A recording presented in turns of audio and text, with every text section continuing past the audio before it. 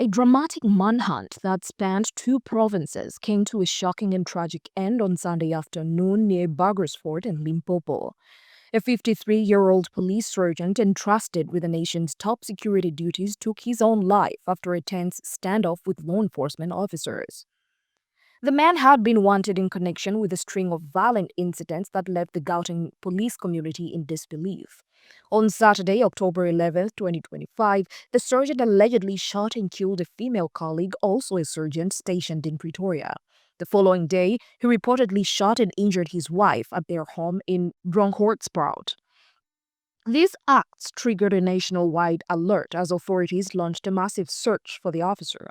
On Sunday morning, acting on precise intelligence, members of the Limpopo Provincial Tracking Team intercepted the suspect along the 555 Rand area Reba Cross, close to Burgersford.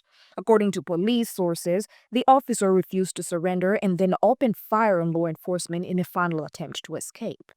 The pursuit ended in tragedy when, surrounded by officers, he turned his service weapon on himself, bringing an abrupt end to the 24-hour spree that had terrified communities across the province. Limpopo police spokesman Brigadier Malesela Ledwaba expressed deep sorrow over the events, offering condolences to the SAPS family. He said, and I quote, "These shocking acts have left a path of grief and disbelief. The mental and emotional pressures faced by our officers are real, and this tragedy reminds us of that reality." End of quote. Forensic examination confirmed that the same service pistol used by the sergeant was involved in both the Pretoria and Limpopo incidents, directly linking him to the fatal acts. The Independent Police Investigative Directorate has been notified to investigate the circumstances surrounding his death, and an inquest docket has been opened.